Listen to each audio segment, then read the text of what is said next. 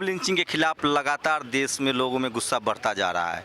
आज constitution club में एक प्रोग्राम हुआ जिसमें नए कानून बनाने की मांग की गई है। काफ़ी सारे युवा जो हैं वो इस प्रोग्राम से जुड़ रहे हैं। हम उन्हीं लोगों से बात करेंगे कि आखिर वो लोग क्यों सड़क पे उतर रहे हैं। सर, क्या लग रहा है कि जो ये कानून बनाने की मांग हो रही है उससे समस्या का हल दिख रहा है? आंशिक तौर पे। और कानून बना देना काफ़ी नहीं है, ज़रूरी ज़रूर है।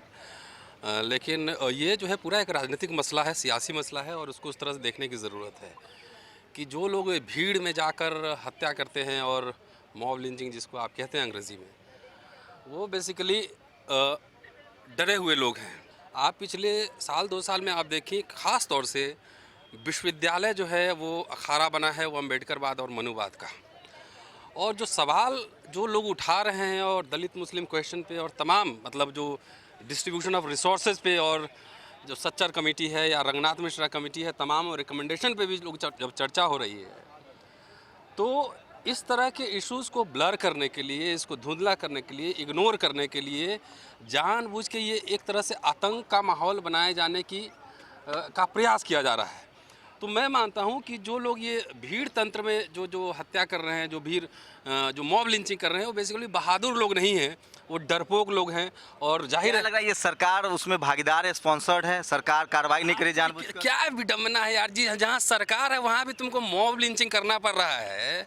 इससे तो आपकी पॉलिटिकल औकात और आपका जो नैतिक बल है वो भी पता लगता है ना, कि आप जो है आप वैसे भी बहुत कुछ कंट्रोल कर सकते थे। लेकिन ये तो जाहिर है कि मुद्दई भी तुम भी, मुदाले भी तुम भी, सरकार भी आपकी, और आप जानबूझ के माइनॉरिटीज़ को और दलित को जहाँ जहाँ आप टॉर्चर कर रहे हैं। मैं एक और बात कहना चाहता हूँ कि जहाँ मैं जिन सभाओं में जा रहा हूँ, तो मुस्लिम को आप ऐसे प्रोजेक्ट कर रहे हैं एक घटवाइज तरीके से, भाई इनको बेचारे हैं, इनको प्रोटेक्शन देना है, इन्होंने राष्ट्र निर्माण में अपनी भूमिका निभाई है, ये भी इस देश के नागरिक। अरे भाई साहब, ऐसा है पहले समझिए पूरी मोटा मोटी बात को। इस देश में अगर वाकई कोई सेकुलर है तो मुस्लिम जमात ही है, क्योंकि आज तक इस देश के मुसलमानों ने किसी भी मुस्लिम को अपना नेता नहीं माना। चाहे लालू यादव हो, चाहे मुलायम यादव हो, या मायावती हो, चाहे जो भी कांग्रेस, गांधी हो, नेहरू हो, अम्बेडकर हो, सबने कोट अनकोट गैर मुसलमानों को ही अपना नेता माना है। बार बार हर जगह होता है, मैं कई सभाओं में जाता हूँ, मुस्लिम के सभाओं में, कहते हैं कि नहीं हम लोग तो वतन परस्त लोग हैं। अरे भाई, ये कहने की क्या ज़रूरत है? हम तो नहीं कहते हैं वतन परस्त। जैसे एक आम नागरिक इस देश में रहता है वैसे आप आराम से रहिए। और मुसलमानों को देखिए, डर का ये पूरा राजनीति समझिए। कुछ लोग मुसलमान को डरा के वोट लेते हैं कि देखो संघ परिवार आ रहा है, मुझे वोट दो। तो ये डर का खेल है। इस पूरे डर के खेल से आपको जो तथाकथित जो सेकुलर फोर्सेस हैं उसके चमड़ी के अंदर भी जने हुए हैं, उसके अंदर भी एक तरह का संघ की संघी प्रवृत्ति है। उस डर के बाहर जब तक आप मुस्लिम जमात को और दलित जमात को आप नहीं निकालेंगे, तब तक ये लड़ाई, कानून बनना ठीक है लेकिन कानून स्वतः लागू नहीं होता। संविधान में तो बहुत सारी बातें दी गई हुई हैं, लेकिन कहाँ लागू होता है? नंबर 1। नंबर 2, 89 में प्रिवेंशन ऑफ एट्रोसिटीज एक्ट बनी, तो क्या आप कह सकते हैं कि वो बनने से दलितों पे और आदिवासियों पे उत्पीड़न रुक गए, बंद हो गए कि बढ़े? तो ये सब राजनीतिक मसला होता है। जब लोगों में, जब जमात में एक राजनीतिक चेतना आती है, जब वो असर्टिव होते हैं, जब वो सवाल करना शुरू करते हैं, जब आपके आंख में आंख मिला के जब बात करना शुरू करेंगे, तब आप थोड़ा लेवल पे आएंगे। इसलिए make it A political issue, तब जाके कुछ बात बनेगी। तो देखिए, जिस बात को कह रहे हैं प्रोफेसर रतन लाल, उसका सबूत भी सामने दिख रहा है कि काफ़ी संख्या में युवा हैं। मैम, क्या लग रहा है कि ये पूरा का पूरा राजनीतिक मसला है या सामाजिक मसला है? देखिए, इस वक्त अगर आप पूरे देश का माहौल देखें, वो आपको एक तरह से व्यू देगा कि हाँ, ये एक राजनीतिक मसला है, क्योंकि राजनीति इस पे चल रही है पूरी तरह से। सामाजिक एक तरह से कि लोग मर रहे हैं, सोसाइटी के लोग मर रहे हैं, दूसरों की रोटियां सिक रही हैं लेकिन लोग सोसाइटी के मर रहे हैं। तो यहाँ पे दोनों का तालमेल होता हुआ दिख रहा है। युवा काफ़ी अपनी समझ को लेकर बहुत तीखे होते हैं और उनकी समझ साफ साफ है कि जो मॉब लिंचिंग है वो कहीं ना कहीं राजनीति हो रही है। आपको क्या लग रहा है, राजनीति हो रही है इस पर? देखिए, ये मॉब लिंचिंग जो भी है, ये एक तरीके से राजनीति के लिए ही किया जा रहा है। लेकिन ये राजनीति के लिए कैसे बनाया जा रहा है? पहले मॉब लिंचिंग होती थी, सदियों से मॉब लिंचिंग होती आ रही है, लेकिन अभी देखा जाए तो 3 साल से, जब से ये सरकार आई है, बढ़ती जा रही है। इसमें रीज़न है कि जो आरएसएस की आइडियोलॉजी है, मतलब ये मॉब लिंचिंग एक सिंपल मॉब लिंचिंग नहीं है। क्या लग रहा है, आरएसएस राजनीति कर रही है, इसी के बहाने उसका वोट बैंक मजबूत हो रहा है? एक्चुअली क्या है कि राजनीति इसलिए की जा रही है कि वो ध्रुवीकरण कर रही है वोटों का। वो दलित टूट के जाएं, मुस्लिम टूट कर जाएं, ध्रुवीकरण हो। ग्वालियर में कन्हैया का नाम लेकर उसको किया गया, जबकि वो एक श्रद्धांजलि सभा थी रोहित वेमुल्ला की, 21 फरवरी। आपका क्या नाम हुआ? मेरा नाम दिव्य यादव है एंड जो ये सब हो रहा है वो सब एक राजनीति के तहत ही हो रहा है, हम सभी जानते हैं।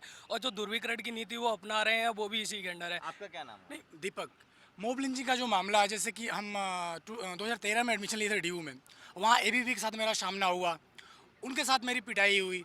इसके बाद जो जिस तरीके से इसको मोबिलाइज किया जा रहा है एंटी नेशनल और नेशनलिज्म के नाम पे, कि मतलब जो मॉब लिंचिंग है वो जस्टिफाई हो जाएगा क्योंकि कुछ लोग एंटी नेशनल एक्टिविटीज़ कर रहे हैं, लेकिन मामला ऐसा कुछ है नहीं। जैसे कि मुस्लिमों के खिलाफ गतिविधियाँ की जा रही हैं।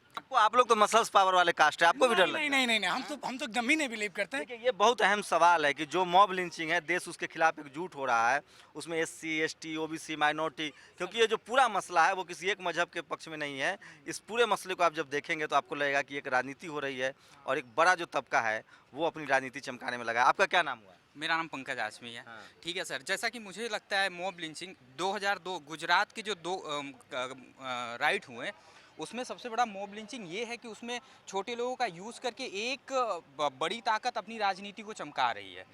ठीक है, जैसे कि उसमें एक अशोक मोदी था जो कि पोस्टर बॉय रहा है गुजरात 2002। दलित थे। हाँ, वो दलित रहा है और उसके बाद उसको किया गया और उसके बाद तो क्या आप दलित समाज समझने लगा है कि और जो पिछड़ी जाति, खासकर यादव जो हैं, जो जाट हैं, जो गुर्जर समाज के लोग हैं, उनको सबसे ज़्यादा आगे कर दिया जाता है इस तरह के जो कम्युनल राइट्स होते हैं, क्या वो समाज समझने लगा है? पहले तो क्या था, जैसे कि हमारी रतन सर से बराबर बात होती है, वो लठैत शब्द का इस्तेमाल करते हैं। जो ये पंडित लोग हैं, सो कॉल्ड पंडित ब्राह्मण, इन्होंने आगे किया इसको कि देखो हम तुम्हारे खिलाफ कुछ भी गतिविधि नहीं कर रहे हैं। हम सब एससी, एसटी, ओबीसी, माइनॉरिटी है, जनरल कैटेगरी के हैं, ये हमारा कॉन्स्टिट्यूशनल वार्ड है। आपका क्या नाम हुआ सर? सर मेरा नाम विजय बौद्ध है। ये बताइए बॉस साहब, आप एससी कैटेगरी से हैं, सबसे ज़्यादा कम्युनल राइट्स हो, मुसलमानों पर हमला हो, उसमें एससी, एसटी, ओबीसी के लोग आगे होते हैं। क्या ये तबका, आपका समाज ये समझने लगा है कि मेरा इस्तेमाल होता है राजनीतिक रूप से और जब सत्ता आ जाता है तो आपके आरक्षण के खिलाफ काम होता है? बिल्कुल बिल्कुल, हमारा इस्तेमाल ही होता आ रहा है। आज हम यंगस्टर्स में थोड़ा सा समझ आई है, जानने लगे हैं कि हमें इस्तेमाल किया जा रहा है, तो इसलिए हम लिंचिंग के खिलाफ आवाज़ उठा रहे हैं। और ये मासूका कानून जो एक बेहतरीन रास्ता है, क्योंकि प्रयास हमेशा करते रहना चाहिए। प्रयास आपको एक होप देता है, उम्मीद देता है। हालांकि मानसिकता मैं इस मुद्दे को जानबूझकर जाति पे ला रहा हूँ क्योंकि कांसीराम कहते थे कि जब भी हिंदू खतरे में है, इसका मतलब है कि कोई है जो माइनॉरिटी में है और उसको वोट चाहिए हिंदू के नाम पर, और जैसे ही वो सत्ता में आएगा आपको पिछड़ा, दलित, आदिवासी कहना शुरू कर देगा। तो क्या आज का युवा इस बात को समझ रहा है? जो मान्यवर कह के गए थे उनकी बात को समझ रहा है? आपका क्या नाम हुआ? मेरा नाम नीलू खान है, मैं सहेली एनजीओ से हूँ। बिल्कुल इस बात को आज का युवा समझ रहा है और समझनी होगी। अगर नहीं समझे तो देश के हालात बहुत ज़्यादा खराब। क्या एक दलित, मुस्लिम, ओबीसी, पिछड़ा जो एक एकता है, जो अंडर पॉवर्टी लोग पीपल हैं, जो आम आदमी है, उनकी एकता कोई बनती दिख रही है? देखिए, जिस तरीके से सांप्रदायिक ताकतें देश के हालात को नफरत के आधार पर, धर्म के आधार पर बांटने की कोशिश कर रहे हैं, ये कौन है, कौन लोग सांप्रदायिक हैं? इनकी कोई जाति है? बिल्कुल सीधा सीधा अगर डायरेक्ट इनडायरेक्ट अगर कहा जाए तो आरएसएस के कुछ हैं, बजरंगी दल के कुछ लोग हैं जो भीड़ तंत्र में आते हैं और किसी मासूम मजलूम की जान सिर्फ इस चीज़ पे, इस शख्स पे ले लेते हैं कि गाय का मांस है या गाय वो खा रहे हैं, गाय लेके जा रहे हैं। आज ज़रूरत है जुल्म को जुल्म समझने की और गलत को गलत कहने की। आज ये बहुत अहम सवाल है कि जुल्म को जुल्म समझिए और उसके खिलाफ आप खड़े होइए। भीड़ किसी का चेहरा नहीं पहचानता, अगर भीड़ का कोई चेहरा नहीं होता है तो भीड़ किसी का चेहरा भी नहीं पहचानता। ये अलग बात है कि आज की जो भीड़ है वो बहुत स्पेसिफिक है, वो जाति पहचानती है, वो मज़हब पहचानती है और तब हमला करती है। क्या लग रहा है कि भीड़ की एक जाति होती है, मज़हब होती है, और जो भीड़ में मरता है उसकी भी एक जाति है, मज़हब है? हाँ सर, कुछ ऐसे ही कुछ अभी जो इंडिया में केसेस हुए हैं, ठीक है, बहुत सारे केसेस ऐसे देखने को मिलते हैं जहाँ पे पर्टिकुलर एक कम्युनल जो है वहाँ पे वो दिखता है। नहीं, अभी जो कम्युनल हो रहा है ये मैं बहुत बचपन से सुनता रहा हूँ, सांप्रदायिक दंगा। अब मेरा वो नहीं सुनना है। मैं कह रहा हूँ जो हमले हो रहे हैं, जो हमले करने वाले हैं और जिनको हमले का शिकार होना पड़ा है, उसकी कोई जाति और मजहब है, उसकी स्पेसिफिक पहचान होती है? हाँ, कह सकते हैं सर। उसकी जैसे कि सहारनपुर के केस में, जैसे कि पहले हुआ सहारनपुर का, जैसे हम देखें सहारनपुर को गौर से देखा जाए तो वहाँ पे कोई मतलब भीड़ ही एक तरीके से एक गांव के लोग। आपका क्या नाम है? मेरा नाम प्रणवीर सिंह व्यास है। तो क्या लग रहा है कि ये जानबूझकर पहले जाति को टारगेट किया जाता था, अब मजहब को टारगेट किया जा रहा है? ये कहीं ना कहीं विचारधारा को डोमिनेंट बनाने की कोशिश है। कौन सी विचारधारा? ये मनुवादी कह सकते हैं आप। कौन लोग मनुवादी विचारधारा को RSS की विचारधारा है वो मेनली। कौन लोग हैं? आरएसएस में तो दलित भी है, रामनाथ कोविंद आरएसएस से हैं, वो बन रहे। तभी मैंने विचारधारा को डोमिनेंट बोला, ना कि किसी विशेष वर्ग को। तो विचारधारा अगर उसमें उनमें चेतना नहीं है तो वो उसी विचारधारा के हैं और उसको डोमिनेंट करने की देखिए ये युवा हैं जो बहुत महीन बातें समझ रहे हैं। आप दलित हो सकते हैं, मुसलमान हो सकते हैं, लेकिन आपकी विचारधारा क्या है ये भी महत्वपूर्ण है। रामनाथ कोविंद के नाम पर जो राजनीति हो रही है उसको भी देश का युवा समझ रहा है। इस पूरे मामले को समझिए, इस नब्ज को समझिए कि आपके देश का युवा राजनीतिक रूप से, सामाजिक रूप से बहुत जागरूक है और वो पूरे खेल को समझ रहा है। आपका क्या नाम हुआ? अमृतांशु। क्या करते हैं आप? मैं छात्र हूँ। किस कैटेगरी से हैं? मैं ओबीसी हूँ। ओबीसी हैं। हाँ। तो क्या आप लोग तो मसल्स पावर वाले कास्ट से हैं? आप लोग तो लाठी लेके निकल जाते हैं मारने के लिए, गौ बचाने के लिए। लाठी लेकर का कोई विषय नहीं, हम चेतना आती है, लाठी लेना अलग विषय है, वो पुराने ज़माने की बात थी। अब लोग जब बढ़ रहे हैं, जागृत हो रहे हैं और अपने अधिकार। आरएसएस कह रही है, बीजेपी का कहना है कि सबसे ज़्यादा जो मसल्स पावर वाले लोग हैं वो यादव हैं, जाटव हैं, गैर यादव, गैर जाटव वाला। तो आप लोग को हमलावर कह रही है वो बीजेपी आरएसएस? जी बिल्कुल, इस बात से इत्तेफाक रखते हैं, क्योंकि जब पहलू खान का हत्याकांड हुआ, जो 5 आरोपी गिरफ्तार हुए, तो वो 5 के 5 यादव थे। हम इत्तेफाक रखते हैं इस बात से, चूँकि करता कोई और है और भुगतता कोई और है। आरएसएस मुखौटा पहन रही है पिछड़ों का, आरएसएस मुखौटा पहन रही है पिछड़ों का और उन्हें सीधे ढकेल रही है। मतलब आरएसएस एक मुखौटे के साथ लड़ रही है और पिछड़े ही बन रहे हैं विक्टिम। और ये पूरा खेल समझिए, जिस तरह से आडवाणी जी की कभी रथ यात्रा निकली थी उस समय देश उतना जागरूक था, लेकिन जो आपका नया जनरेशन है जो कॉलेज जा रहा है, यूनिवर्सिटी जा रहा है, वो पूरे राजनीतिक खेल को समझ रहा है। एक बार फिर से मैं इस पूरे बातचीत को ख़त्म करूंगा। प्रोफेसर रतन लाल हैं सर, अब उम्मीदें जग रही है। आप लोग 25 साल से ड्यू में पढ़ा रहे हैं। एक जो SC ST OBC माइनॉरिटी का जो युवा है, जो यूथ है, जो यूनिवर्सिटी आ रहा है, कॉलेज आ रहा है, वो पूरे खेल को समझने लगा है। क्या लग रहा है या अभी और कुछ कसर बाकी है? अभी 12वीं का बच्चा सामने बोल रहा है, पास करके आया है BA में एडमिशन लेने, और मेरे साथ कॉन्स्टिट्यूशन क्लब आ रहा है, और ये आप भीड़ जो देख रहे हैं तो सारा खेल समझ रहा है बेसिकली। और इन युवाओं को समझाना ये बात है कि जो भीड़ में जो लोग हमला कर रहे हैं ना, बेसिकली डरपोक लगे, उनसे डरिए और मत। जो भीड़ है उसमें से एक आदमी को निकालिए, बोले कि तू मेरे सामने यहाँ बहादुरी दिखाओ, वो आपका पाँव पकड़ लेगा। ये ऐसे लोग हैं, इनके संस्कार में ही डर और भय है।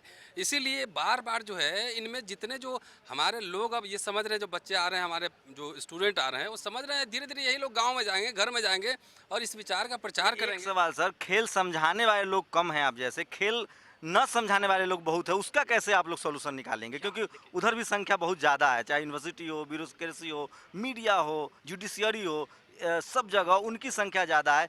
आप लोग ऐसे में क्या काम करें? ऐसा है, मैं निराशावादी नहीं हूँ। डॉक्टर अंबेडकर अकेले थे, वो कॉलोनियल रिजीम के अगेंस्ट भी लड़ रहे थे, और कांग्रेस के पूरी जो विचारधारा थी और पूरी जो हिंदुत्व विचारधारा थे उनके खिलाफ भी लड़ रहे थे। तो भले ही 99 उधर है, इधर ही क्या ज़रूरत है?